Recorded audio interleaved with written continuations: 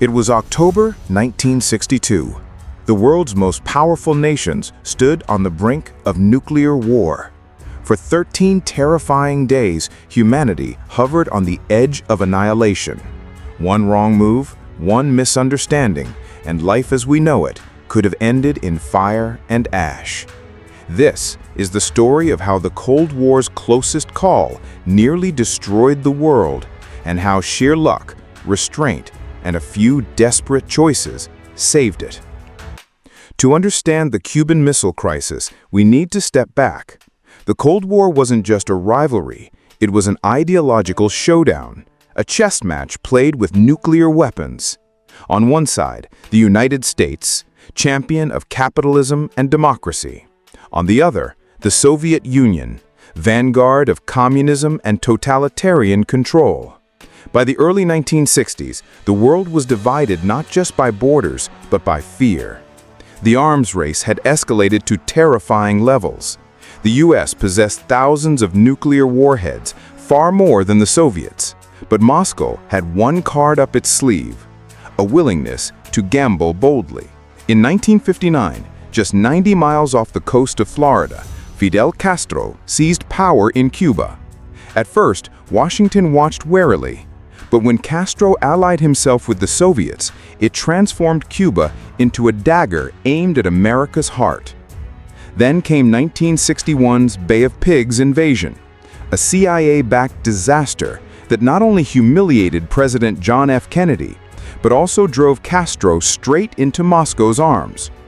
For Soviet Premier Nikita Khrushchev, the answer was clear: place nuclear weapons in Cuba. If America had missiles in Turkey and Italy threatening Moscow, then the Soviets would put missiles in Cuba to level the playing field. And so, in secret, Soviet ships carried nuclear warheads across the Atlantic. The world was sleepwalking to catastrophe. October 14, 1962. A US U-2 spy plane soared high over Cuba, its camera lenses capturing images that would shock the White House.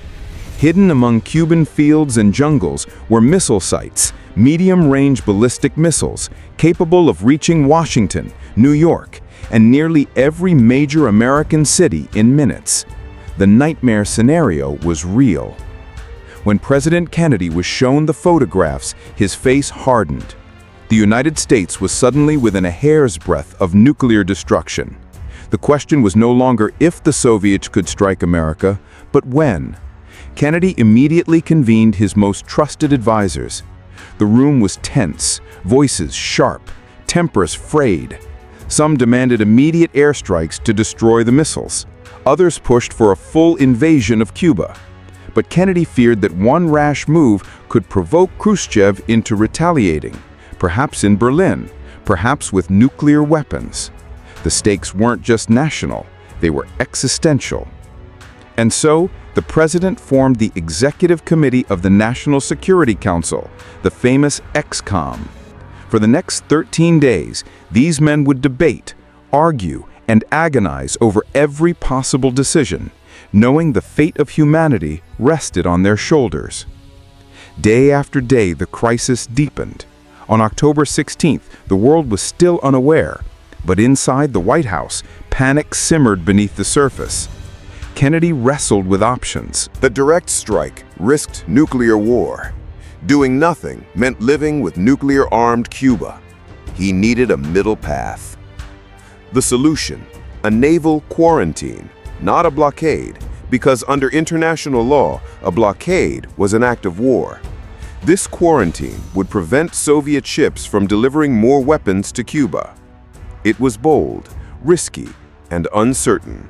But it bought time. On October 22nd, Kennedy addressed the American people in a televised speech that stunned the world. Millions sat glued to their radios and televisions as he revealed the Soviet missiles in Cuba and announced the quarantine. The world collectively gasped. For the first time, the nuclear sword of Damocles was visible to all. Khrushchev, furious, denounced the blockade as an act of aggression. Soviet ships steamed toward the quarantine line. Would they stop, or would the US Navy be forced to fire? The clock ticked down. On October 24th, at the last possible moment, the Soviet ships turned back.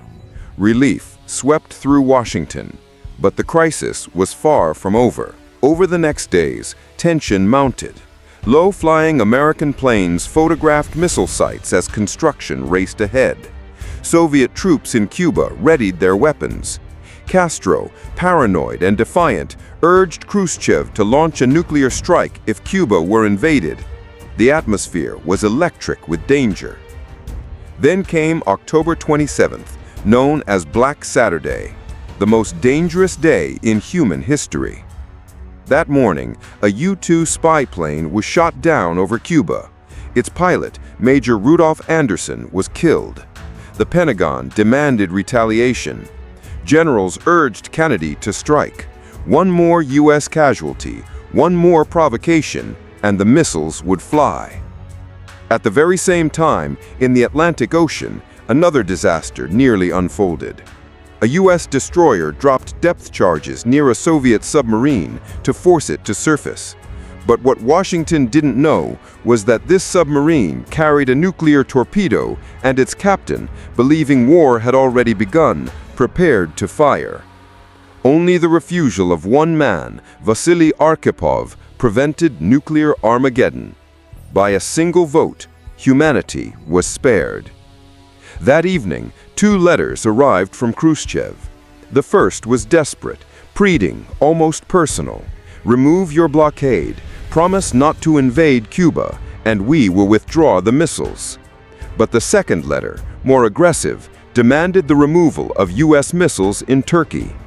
Which letter represented the real Soviet position? The fate of the world hinged on interpretation. Kennedy made a daring choice. He responded only to the first letter, ignoring the harsher second one. Behind the scenes, a secret deal was struck. The U.S. would quietly remove its missiles from Turkey in the coming months, but publicly, it would look like a Soviet retreat. On October 28th, Khrushchev finally blinked. In a dramatic broadcast, he announced that Soviet missiles would be withdrawn from Cuba. The crisis was over.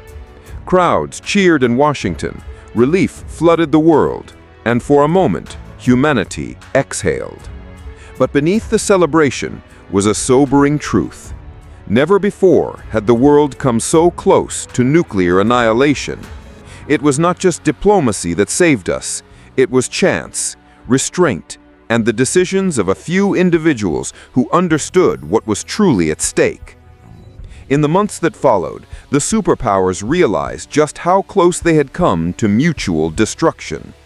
A hotline was installed between Washington and Moscow, the famous Red Phone, to prevent future misunderstandings. Arms control treaties slowly followed, though the arms race continued. For Kennedy, the crisis was a test of nerves, and for Khrushchev, it was a humiliating climb down. But for the world, the Cuban Missile Crisis became a haunting reminder. Nuclear war is not a game of victory, it is a game of survival. The Cuban Missile Crisis was the Cold War's closest call, a terrifying reminder that civilization itself can hang by a thread.